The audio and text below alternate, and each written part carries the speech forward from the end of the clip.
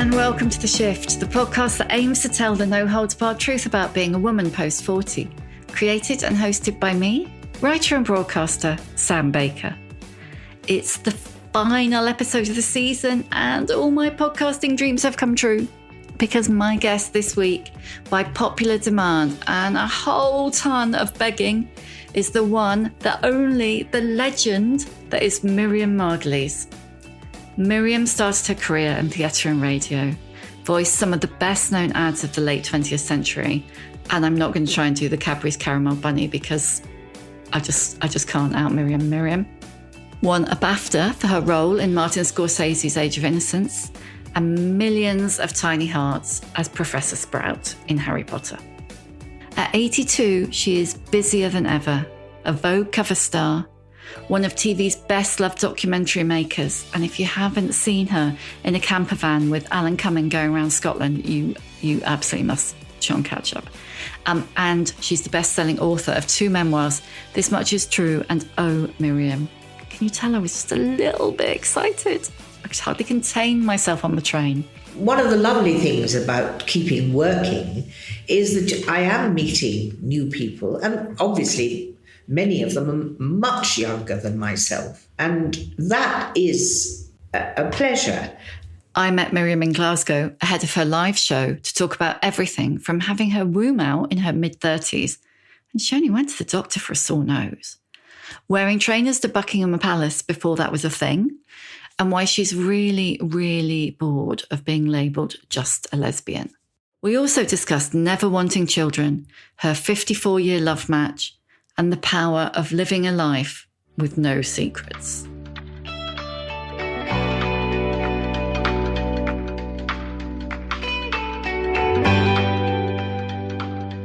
Miriam, thank you so much for coming on The Shift and fitting me in on your hectic schedule. Vogue cover star at 82. Absurd. How'd you pull that off?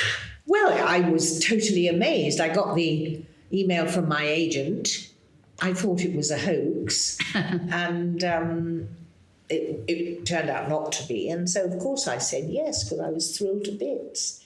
Gay pride is something I've joined in on from time to time, but I'm getting bored in a way with being just being labelled as a lesbian, because I'm hopefully a human being. So lesbian is an adjective, it's not a noun in my book.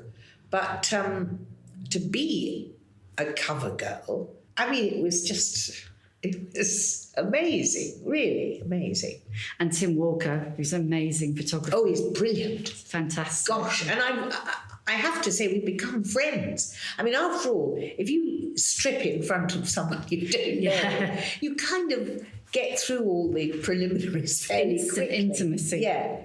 So that was lovely, and I'm terribly grateful to him. And it's been good for Vogue, I think, because they sold a lot more copies than they usually do. And I got, I don't know what you call it, I got sort of smug. I thought to myself, I'm a Vogue cover girl. And I think there are very few people who can say that. Yeah, not many people can say that. What do you think? It's, I can't remember. I've been reading both of your books this week and I can't remember which one it's in.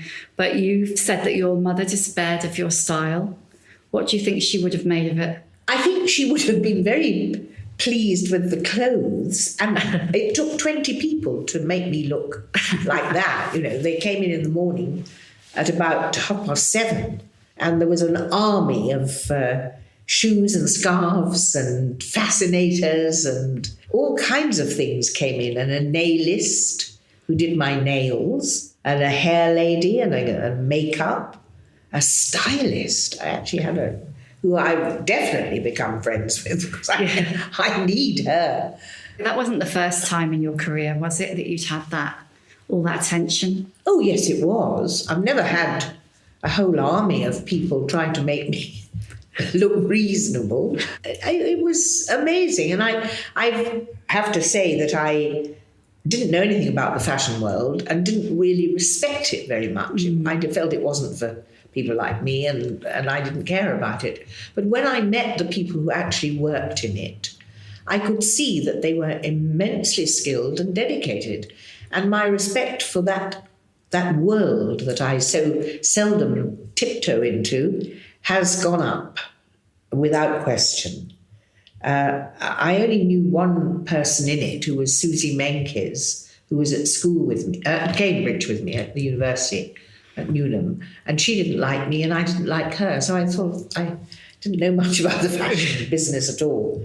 However, my mother did have a dress shop and had a very big sense of style. For example, she always wore a cape, not a coat. And I found it, as you do when you're young and mummy comes to school and she doesn't look like anybody else's mummy. Yeah, you just want to dress like the others. Exactly. And I used to say, Mummy, don't wear the cape, don't wear the cape. But now I'm proud of her and I wish I'd had that flair that she had, but I just don't.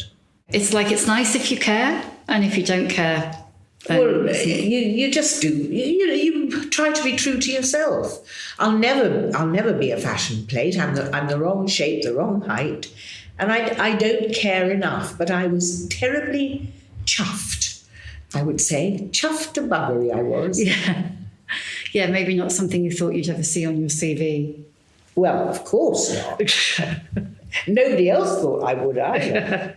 Is it fair to say you're the busiest you've ever been? It is fair to say that. And it feels bewildering when I think about it. I don't know why I've relatively recently become terribly ubiquitous on everybody's television, because I'm not on social media except for Facebook. I don't belong to Twitter or Instagram. I don't know any of the other ones, but whatever the other ones are, I'm not on them.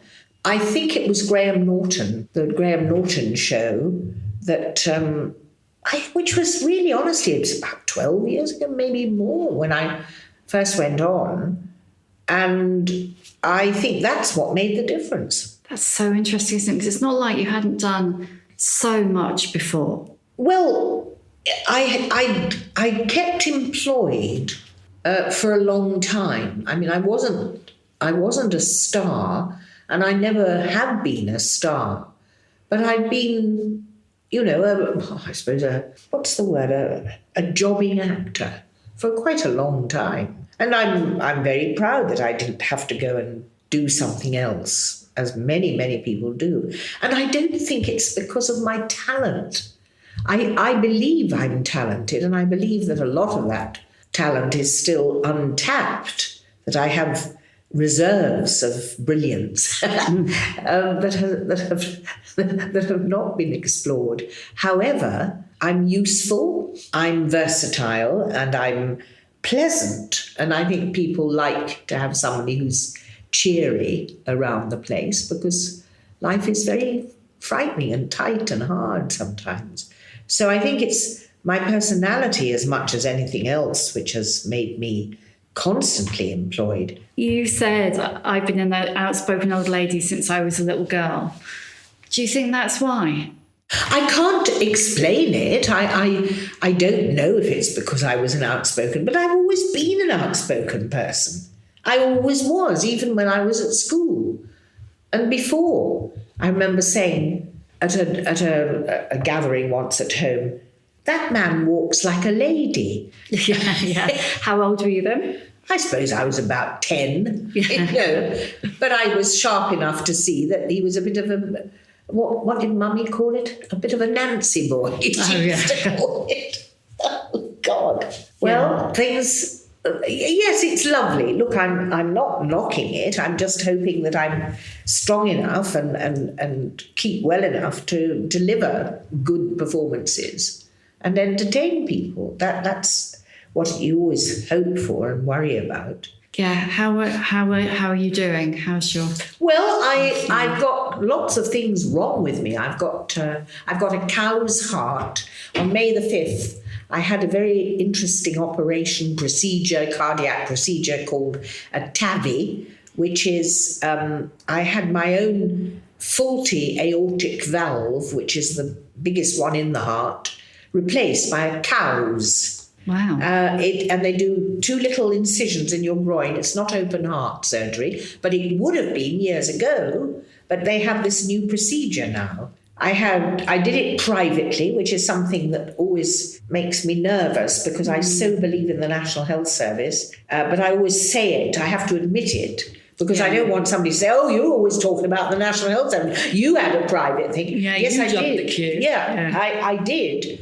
A, because I could afford it, and B, I knew that if I didn't have it when I had time to have it, this whole book and tour and everything would have had to be scrapped. And I had another film in Australia to do, a documentary. So a lot of people's careers, not careers, that's not fair, but, money, income would have depended on my being fit enough to carry it out. So I thought, well, do it. So I did it. And it was scary, and I was a bit peculiar afterwards, and I may still be. But it was okay. Has it helped? I think it has. It made me feel terribly vulnerable because heart problems were in my family on my mother's side. And I knew that could have not ended well. I've also got osteoporosis and spondylolisthesis and osteoarthritis, and I've got a weak bladder. And haven't we all? I know it's really nuisance that. I always have to check where the loo is. In fact, I haven't checked where the loo is on this floor where we're talking. Elliot, where's the loo? Isn't that lucky? That's good to know. It's good to know. For both of us. So I'm aware of my body wearing out, and also to some extent I'm not as sharp as I used to be mentally. I'm still here. So thank you, whoever's responsible. Still working like crazy. What are the good? That's obviously the duff side of aging. What have you liked about getting older? I've liked that people know who I am now, quite often. Not always. They don't always spell my name right still. That's always a source of real rage. Can they pronounce it? Well, no, they never pronounce it correctly. It's always Margolyes or Margolyes. I remember my father's partner, that is his locum, medical partner, was very drunk. This is before I was born. And Mummy told me one day he sort of reeled into the surgery and said, "Oh, good morning, Mrs. Garmoliers." So, Garmoliers, they've not been called yet. But anyway, it's not an easy name to pronounce. As you get older, people listen to what you say, because you can say, "Listen, I know that if you eat too much after 7 o'clock, you're not going to have a good night's sleep."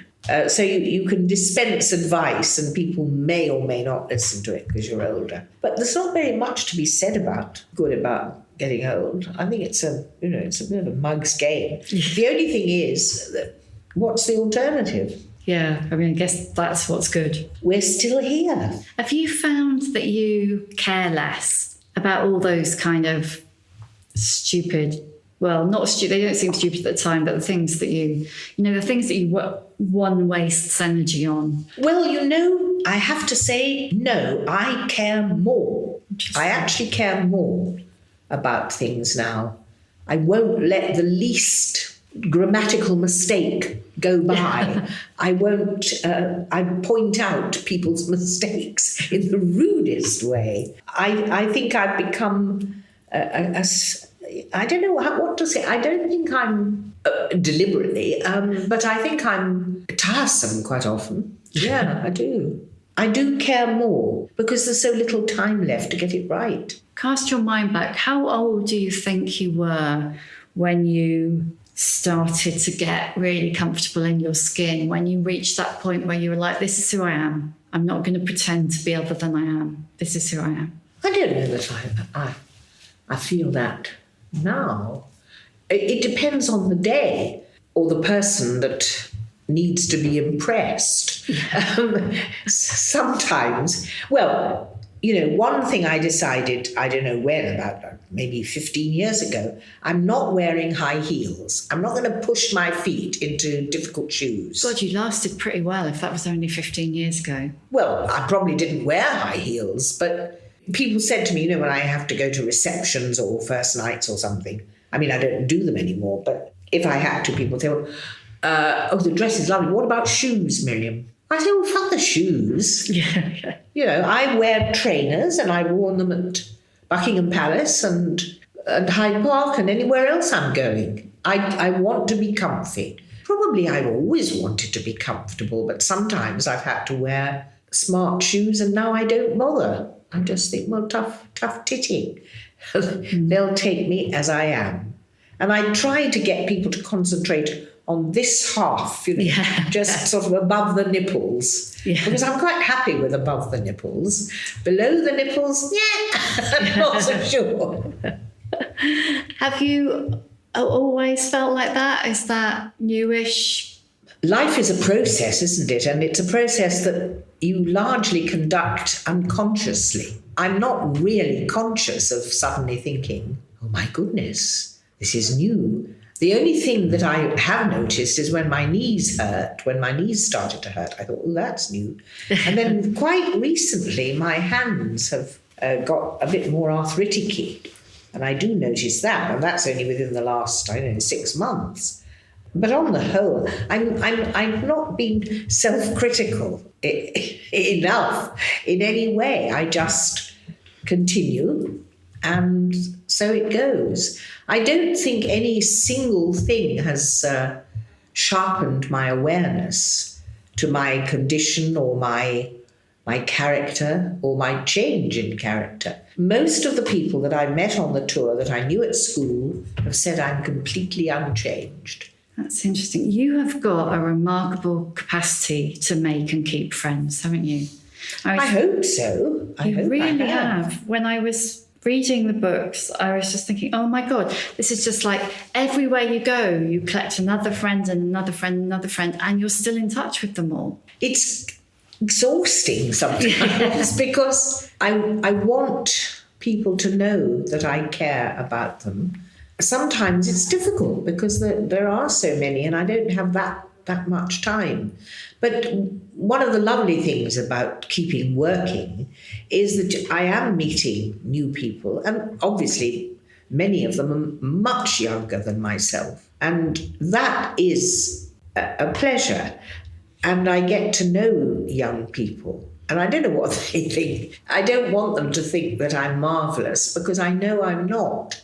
But they give me confidence and they laugh at my jokes. And that's very rewarding, really. Has it changed your attitude a bit? Because so many people, as they get older, they get more insular, don't they? And so much is made of kind of generational divide. And has spending, encountering younger people, much younger or a bit younger, has that changed your approach? I'm grateful that I'm able to meet young people because I think to be in a world entirely of your own generation would not increase your knowledge and increase your awareness of the world around you. I wish they read more. I'm quite critical of young people. But on the other hand, when I see them interacting, I think how brilliantly free they are. I once saw a group of young people having a picnic lunch, and they were all tumbled on top of each other, and not sexually particularly. It wasn't like that. It was just a relaxed pleasure in being together with friends. But when I was young, I was always worrying, does my breath smell? Is my period showing? Are my armpits too hairy? Or I was worried socially, and I don't think young people are so worried about things like that. They may be, but it doesn't seem so to me on the surface. So I'm happy to know young people and to learn from them. But they've they've got to learn from me about words and apostrophes and how to read and how to be critical of stuff they read. And but I always used to say I don't like young people. Well, that's not true. I do like young people, but I'm not sure I can deal with children. Children are a little bit too much for me. Has that always been the case? Yes, from the beginning. So there's no way in which you would ever have fancied having one? Never. Which is lucky because I had my womb out in 1974 and it didn't bother me. You know, it didn't bother me in the sense that, oh my God, I'm not going to have children. I didn't worry about that. I just thought I want to survive. Yeah. But, so you were about 33, 34? 34, yeah. 34. What was that? Was that fibroids? It was fibroids. It was benign fibroids. And, the doctor found them and he was very uncaring, really. He said, oh, come and have a look at this, nurse, you know. They were both peering up my jacksie and sort of talking about, my goodness, I haven't seen one as big as that for years, you know. And you think, look, I'm here at the other end of this. But anyway, I had it out and I'm glad I did, actually. So did you then have a really premature menopause? No, I didn't have a menopause at all. I mean, I've never been aware of a menopause. I've never noticed that I had. I just stopped having periods. And with the end of periods came a kind of remarkable peace and meant I had another 6 days every month to myself without bothering about all that sanitary towel or Tampax or, God, I've run out of this and that, you know. No, I emerged into a menopauseless world with pleasant alacrity. Yeah, nice work. I mean, also, if you'd had a whopping great fibroid like that, you must have been having the periods from hell. No, they weren't. They really weren't. Otherwise, but I would have gone to the doctor about that. But in fact, I went to the doctor because I had fallen and hurt my nose. And what was he doing down there? Well, he just said, shall I give you a general examination or something, you know. So I said, oh, yeah, might as well. So we did. But I mean, in fact, it wasn't for that. I went to see him. So you went in for hurting your nose. If I hadn't fallen, with a hysterectomy. If I hadn't fallen, I'd probably still have had a womb. Oh my God, that's crazy. It is. It was extraordinary. You were really, really close to your mum, weren't you? Yes. Growing up, I adored her. I still adore her. She's still someone I love to talk about and think about and remember. She was a complicated woman. She had quite big mood swings. Somehow she was totally capable. Mummy could do anything, except sew. She couldn't sew. So we had Miss Norridge, who was our dressmaker, but who was lovely. I remember Miss Norridge. She had one of those kind of big hairdos, a sort of wedge on one side and a wedge on the other. Very strange. Great, kind of a flicky roll thing. Yeah. But Mummy was all-powerful in our family. You write really movingly about the kind of conversations that you had with her when you were really little. Do you think that prompted in you a kind of curiosity for other people? I don't know if it prompted the curiosity that I genuinely do have about other people. Mummy was the first person with whom I told everything, and she told me everything. So I was always expecting that kind of intimacy with everybody I met. And of course, you don't get that. Some of my friends, I remember one particular in Newnham in college who said, Miriam, you're not giving me any space. I think I say this in my books, I thought it meant I was standing too close to her. Mm-hmm. I didn't realise that people had to have emotional space. I never allowed that. It's still a kind of pushy habit. But Mummy was a very successful mother. And she was a very successful human being, I think. And she was my model. I'm probably inculcated from her how to react and interact with other people. So for me, she has been a continual inspiration. Every time I meet a new person, the techniques that Mummy evoked in me will be set to another human being. And it hasn't failed. You were just saying that she told you everything and you told her everything. Were there sometimes things she told you that you'd rather she hadn't? Well, I remember when she once told me, Daddy and I made love yet last night. And I remember feeling a bit, should I know that? Because children are very prudish. Yes, very, especially where their parents are concerned. Of course. So I thought, I can remember that. I can remember feeling that. So, yes, that sort of thing. But nothing else. I loved her stories of her youth. And it was interesting because I found out, because I loved doing genealogy, that her grandfather had been in prison. And I do not know if she ever knew that. I suspect she didn't, because I think she would have talked about it. But he was sent to prison in long before she was born, in 1877, and Mummy was born in 1905. I don't think she knew that. I think that was kept from her because it was shameful. I think from my discovery of that, and then lots of other discoveries about my family, have enhanced my longing to ask people questions. And one of the things I always say to people is write on the back of a photo. All those boxes of photos you've got in your cupboards and drawers and so on, get them out and write who the people are, because one day nobody will know.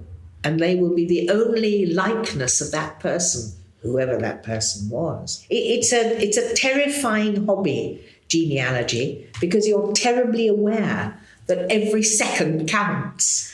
Yeah. And this week alone, I've lost 3 cousins. And I wanted to ask them so many more questions, and now I never can. But at least I will write on the back of the photos. As you discover about your grandparents and your great-grandparents, I can't remember, is it your grandfather or your mum's grandfather who also had another child? Yes, it was Mummy's father. And I absolutely know she didn't know that. That would have been, but I think his wife knew. But not the children.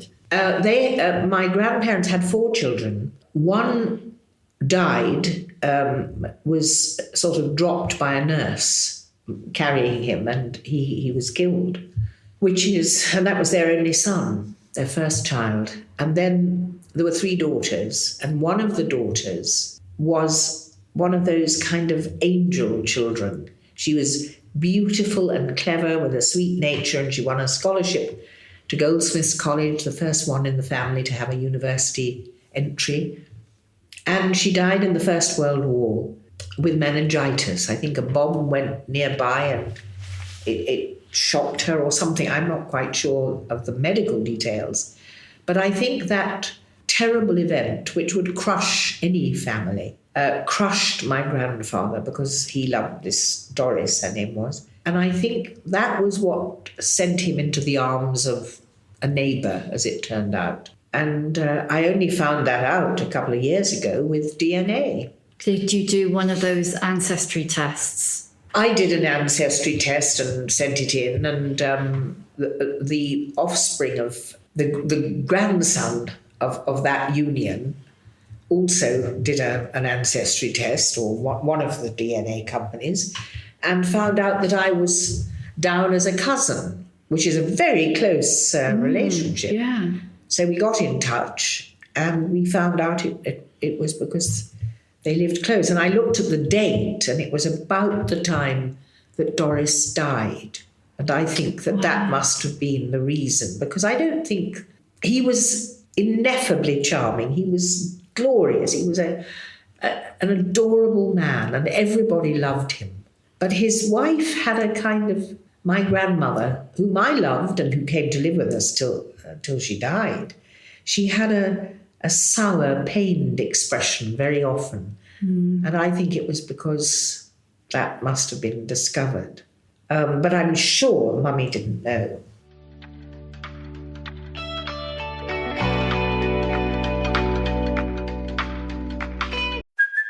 Hey, it's Kaylee Cuoco for Priceline. Ready to go to your happy place for a happy price? Well, why didn't you say so? Just download the Priceline app right now and save up to 60% on hotels. So whether it's Cousin Kevin's Kazoo Concert in Kansas City, go Kevin, or Becky's Bachelorette Bash in Bermuda, you never have to miss a trip ever again. So download the Priceline app today. Your savings are waiting.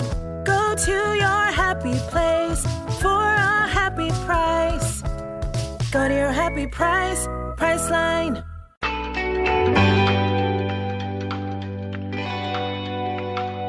It's so interesting, isn't it? It really helps you start to see all those people as people rather than just, just tangential to you. Well, that's the exciting thing, when they become flawed and desperate souls, looking for comfort, looking for employment, and very often, in our Jewish case, just looking for safety.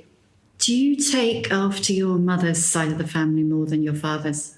I think I'm a mixture of both of my parents. My mother could sing brilliantly. My father was tone deaf. I am tone deaf. Daddy was well educated and had an interest and a joy in words, as do I. My mother did not. She was not a reader. She was a talker and a listener and a schemer, a planner, whereas my father was like a child in the world, and she led him by the hand and guided him. He was not someone, he wasn't shrewd. I'm shrewd. Mummy was shrewd. Would you say you're still quite childlike? I've got childlike qualities, I know that. But it depends on my mood, because sometimes I can be, very wise, but I can be thoughtful and slightly intellectually snobbish. Well, not even slightly, but very. And other times, just I skip with pleasure about something. So I think I do have childlike qualities. And I'm glad I do, because I think that's rather nice. Did you learn the power of making people laugh when you were at school?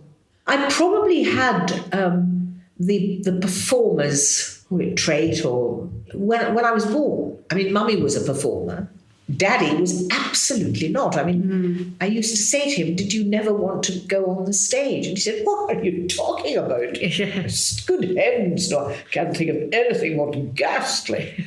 I really would hate anything like that." And of course, I love it. To me, it's meat and drink to stand on a stage. And as soon as I stand on a stage, all the worries and the anxieties and the pains disappear. And I just have that sense of communion with them, and they, I hope, with me, and I hope that long continues. I mean, every time I go on a stage, or just before, I think, God, will I still be able to link with them? But so far, I can. But I don't think, I think it's just, it wasn't a particular age. It was already developed at school, because I've got a photograph of my stand. Mummy used to teach me, she'd say, "Now stand like this." And so she'd make me hold my hands in front of me, folded like that. And I was posing. So I posed, and I was in front of the camera. I think the photo's in the book that I've just published, and it's got me going, and it's just adorable and terribly self-conscious, but so I've always had that. Was acting something you always wanted to do, or did it just happen? I don't think that I ever actually thought that I would be an actress. I don't think that was in my mind until Cambridge. I always loved performing and entertaining, But to earn your living doing that, I don't think that was an ambition until university. And then I thought it was a possibility. But I don't honestly think I could have done anything else. No, well, from this position, it's impossible to imagine you doing anything else. I interviewed the actor Sheila Hancock, she's probably 10 years older than you, isn't she? Yes, she is, yes. But she was talking about when she started out, and wanting to be taken seriously as an actor, but ultimately just being always treated like she was too common. She didn't fit the mould of what the BBC or the RSC or, whatever expected her to be, and always being cast as like the ditzy blonde, as she put it, for her. Did you have a similar experience of going in and not fitting the stereotypical mould? I think I fitted the stereotypical mould of the fat neighbour, the person who was not the leading lady but was a character, sort of like, I don't know, Rita Webb or Margaret Rutherford at one time, although she was later recognised as being a very great actress. I've never been the ditzy blonde. I would have liked to have had a go as a ditzy blonde, but that was not going to happen. No, you were put in a different box. A different box. Do you feel like, what is there now? I mean, you're 82, you're insanely busy, but are there still things that you're like, I want to do this while I still can. I want to achieve that. I do absolutely want to go on as long as I'm able and B, wanted. I don't like ever turning down things, and I'm very pleased I'm still asked to do stuff. I don't know that I have specific burning desires to play one part or another. I would like to play more Shakespeare, and I'm terribly envious, not jealous of Brenda Blethyn, who is a friend and whom I admire and enjoy enormously. But I would like to have a character like Vera that I could... I mean, she would be better educated than Vera, of course. Yes. Brenda has absolutely made Vera her own, hasn't she? And she's wonderful because she's actually nothing like Vera as a person. It's just a brilliant evocation of a whole world. And I love it and I watch it, but I just would have loved to have something like Miss Marple or some detective. I have played a detective a couple of times and it was great fun. And I just would love something like that. But I doubt now that I would be able to work on the lines speedily enough. I mean, Brenda's in her 70s. But once you become 80, it's just a tougher thing to learn. I reckon you'd pull it off for the right part. Well, I think I would too. I'd make bloody sure I did. But I'm not at all discontented. I don't want to give the impression that I feel a sense of grievance of any kind. I don't. On the contrary, I feel enormous surprise that I've got to this age and that people are still interested. That I find amazing. And how have you managed to pull off 54 years of marriage relationship? I love my partner and she loves me. And we have a vivid intellectual communion. I learned so much from her. She's an historian of Indonesian, a subject which few people know anything about, but she knows everything. I love her. So that's it, really. I just have gone on loving her and wanting to be with her. Before I ask you the questions that I always ask at the end, I just want to ask you something from the very end of Oh Miriam. In your first book, you talked about coming out in the 60s and coming out to your parents and how you regretted it. And at the end of the second book, there's a really poignant moment, I think, where you said that if you hadn't, you couldn't have been me. Do you feel differently now about coming out to your parents? I don't know that I do feel different about it. It's just that if you're not honest, if you are continually living a lie, it is damaging to your soul. And I wouldn't have liked to have had to do that. But in telling the truth, in coming out to my parents, and particularly Mummy, I damaged her. I hurt her. I caused her real pain. I took away from her the longing and the hope that she would have grandchildren, that she would be able to talk about me and the grandchildren to other people, that she would have a longer life through the progeny. And I took that away.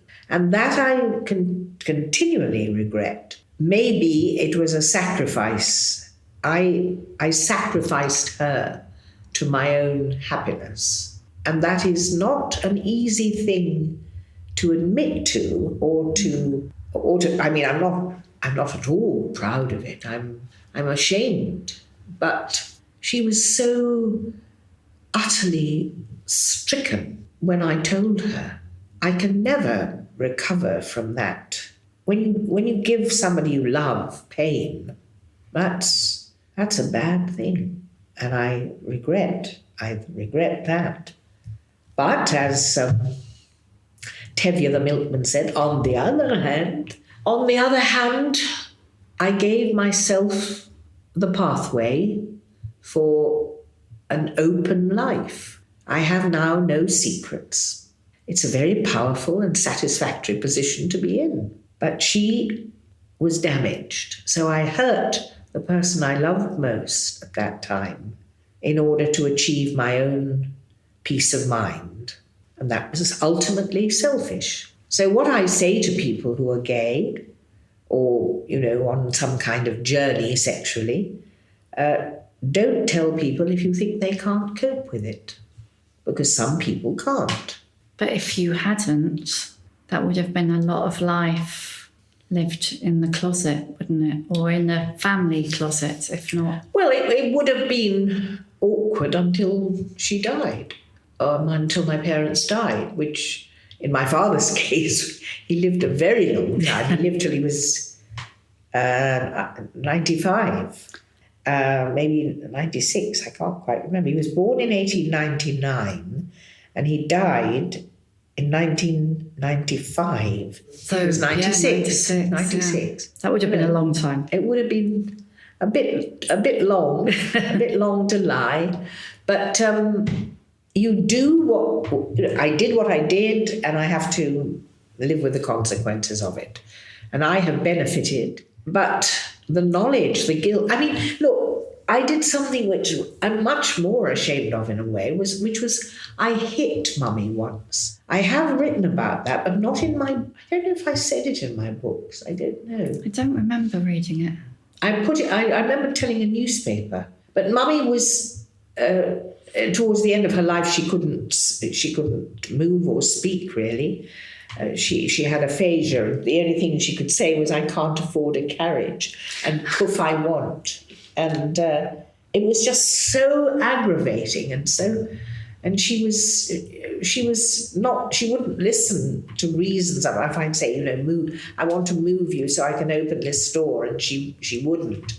And once I actually hit her, not incredibly hard, but it's scandalous. It's shocking. I did it. So that I'm ashamed of. Was that frustration, exasperation? Yes, I mean anybody who's been a carer will know that sometimes you want to hit the person or shake them or something. Well, I did it. I actually hit my mother. Let me just quickly ask you the questions that I always ask at the end. Oh, right. Okay. Thank you. What is your emotional age? I've no idea. How do you find out what your emotional age is? I guess it's how old you feel. I've made a note here that your therapist told you were 5, but with a bit of work you could be 12. I don't know whether that's true. Yes, she did. Well, let's hope I'm 12. Is there a book that you have absolutely loved that's made a massive impression on your life? I would say, without thinking about it, Little Dorrit. I thought you might say that. Dickens had a massive impact on your life, hasn't he? Charles Dickens, for me, is the greatest writer who ever lived. My friend Sonia Fraser, who died nearly 10 years ago now, together we made a play and we toured it. The Dickens Women. Dickens Women. And rather bravely, I include 2 Dickens characters in my book tour. Oh, which 2? I have Miss Havisham and Mrs. Gamp. What advice would you give younger women? Advice. I'm constantly asked for advice now, and I always feel terrified because it's such a responsibility, and it depends what they need, who they are, what is possible. I just always say, seize the day, carpe diem. Who is an older woman who's inspired you, or an old woman who has inspired you in the past to live your life? Well, my great hero is Eileen Atkins, Dame Eileen Atkins. The technique she has in acting, the truth of her characterizations, the wit that she employs in her daily life, she's incalculably marvellous. Is she about your age? Older? She's 89. 89. And as fashionable and as sexy as anybody you could name. How do some women pull that off? It's just who she is. It's her character. That's how she does it. And she's written, by the way, a brilliant book, which came out the same time as my book. And I made more money because I was lucky. But her book is just as good, if not better. And it's called Will She Do? So I strongly advise you to read it and then interview her. Oh, I would love to interview her. Absolutely love to. What is your superpower? My what? Your superpower. I don't know what that means. What is a superpower? I thought that was like China or something. Yeah, I do say China. Okay, what are you just incredibly good at? The truth. That is spot on. That is spot on. And last one, how many fucks do you give? How many fucks do I give? Yes. None now, alas. No. But do you mean in terms of how much do I care? Yes, I do mean how much do you care? I care enormously. So thousands of fucks I care. Thousands of fucks. Thank you, Miriam. I'm really honoured you fitted me into your insane schedule. It was fun. Thank you very much, Sam. Thank you for listening. If you enjoyed this episode, you might also like my conversations with Sheila Hancock and Janie Godley. You'll find a link to them in the show notes. You can hear a new episode of The Shift each Tuesday, wherever you get your podcasts. If you like what you hear, please do rate, review and follow, because it really does help other people find us. And if you'd like more of The Shift in your life, head over to theshiftwithsambaker.substack.com and sign up for weekly newsletters, podcast extras and more.